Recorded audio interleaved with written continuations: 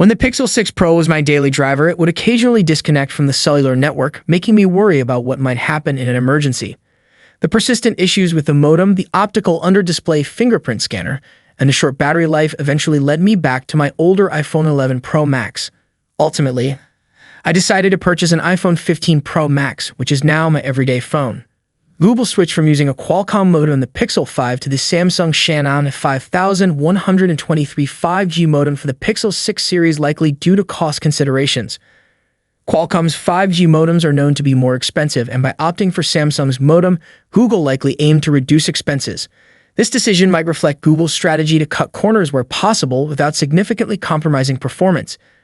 Additionally, Qualcomm's stringent licensing policies, encapsulated in their no-license, no-chips approach, might have further motivated Google to seek alternatives to avoid the complexities and costs associated with Qualcomm's terms.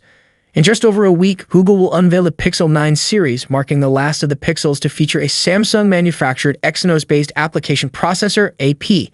Starting next year, the Pixel 10 line will utilize the Tensor G5 AP, which will be designed entirely by Google. This new chip will be built by TSMC using its second-gen 3M process node and 3E.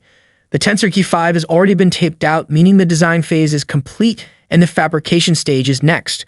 Google's progress is ahead of schedule, allowing ample time to address any significant issues before integrating the silicon into the 2025 Pixel lineup. But that's next year. This year's Pixel 9 series is powered by the Tensor G4, which uses the Exynos 2400 as a template. Considering that Samsung has significantly improved its recent Exynos chipsets, starting with the Exynos 2300, this isn't the disaster some might have anticipated.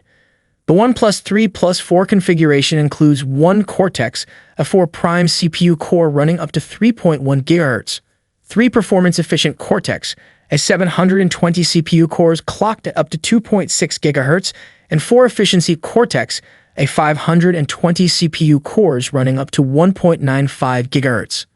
While there's nothing extraordinary in this setup, it was evident in a recent Geekbench test comparing the Tensor G4-powered Pixel 9 Pro XL to the Tensor G3-powered Pixel 8 Pro. However, there's a silver lining with the Tensor G4. Pixel users are getting a new 5G modem, moving on from the Exynos 5300 used in the Pixel 7 and Pixel 8 lines. This new modem, the Exynos 5400, remains in the Exynos family but offers up to a 50% improvement in power consumption compared to the Exynos 5300 is up to 50% improved when it comes to power consumption. Sure, this one improvement doesn't necessarily mean that the Exynos 5400 will perform better than the Exynos 5300. While the Exynos 5300 did generate some complaints, it wasn't as problematic as the Pixel 6 Pro's modem. However, the new modem could at least offer some improvement in battery life.